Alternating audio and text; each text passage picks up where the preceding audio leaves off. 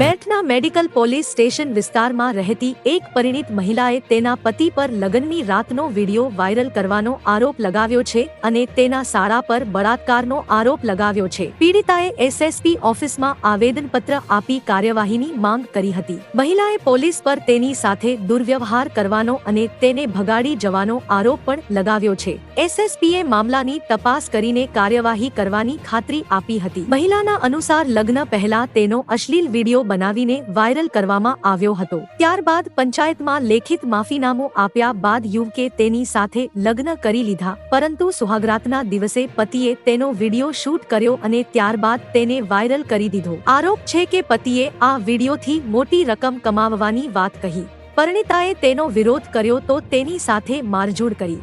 તો મિત્રો, હાલ માટે આટલું. મળીશું નવી અપડેટ સાથે જ. જો તમને અમારા વિડીયો પસંદ આવતા હોય તો વિડીયોને લાઈક કરી દેજો અને ભારત સમય ન્યૂઝ ચેનલને સબસ્ક્રાઇબ કરી બાજુમાં આવેલા બેલ આઇકોનને દબાવી દો, જેથી તમને આવા સમાચારની અપડેટ મળતી રહે.